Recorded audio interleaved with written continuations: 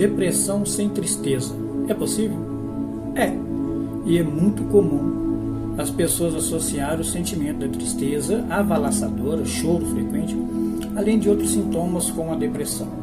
É quase que um senso comum, né?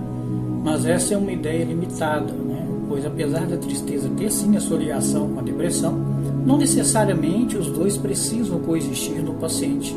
Além disso, também é muito comum que as pessoas associam a depressão à fraqueza de personalidade, falta de religião, falta de um serviço, de um afazer, né? Acha que é frescura. A depressão é uma doença séria, causada por uma alteração do nosso sistema nervoso. A tristeza realmente está ligada à depressão na maioria dos casos, tá? Mas em 10 a 30% ela não é o principal elemento dessa depressão. Usualmente, dentro do parâmetro geral, principalmente o elemento de perda do prazer, né? Interesse do âmbito geral, o paciente não sente mais prazer em aproveitar as suas refeições favoritas, ver aí os seus amigos, fazer atividades que antes tinha prazer em fazer.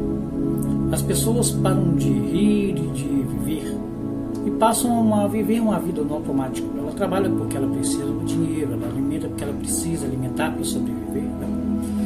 Esse sim é um sintoma claro de uma depressão, tá?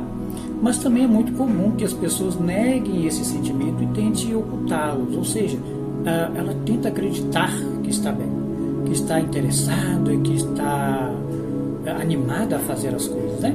E passa assim a viver uma vida de fingimentos, muitas das vezes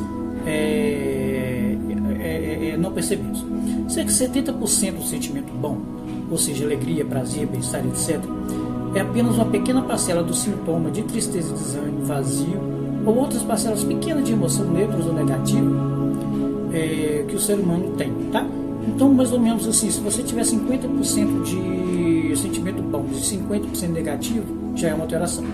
Mas poucos sabem que existem vários tipos de depressão. Dentre elas, podemos citar a depressão apática, né? Apática, na verdade, depressão melancólica, depressão irritativa, eufórica, a bipolar, a paranoide, né? Depressão esquizoide e depressão aí que nós chamamos de sem sinais, sem tristeza. A depressão pode se manifestar em sintomas cognitivos, como, por exemplo, problemas de memória, dificuldade de comunicar, dificuldade para ler texto, né? Escrever um texto, dificuldades executivas, por exemplo, dores musculares, né? A famosa fibromialgia, fadiga, problema de digestão, como a gastrite, por exemplo, e nas mulheres aí o mais comum também é o baixo libido. Então, depressão nem sempre ela vem, gente, associada à tristeza. Nem sempre a pessoa tem que chorar e se isolar dentro de um quarto. A depressão, muitas pessoas têm e vivem sorrindo, né? É aquela pessoa que vive para a sociedade, mas não vive para si. A depressão silenciosa ou sem sintomas, que nós chamamos, sem tristeza, na verdade, né? Ela é uma depressão que a pessoa vive o dia comum, conversa com pessoas, passeia, ri, recebe pessoas em casa, visitas, mas quando essas pessoas vão embora, e no final do dia, ela não sabe o porquê tudo aquilo aconteceu e para quê. E ela se pergunta, qual é a afinidade da vida? Por que que eu estou aqui? Qual é o meu propósito? As pessoas vieram, sorriram, brincaram, mas eu sinto que falta algo em mim.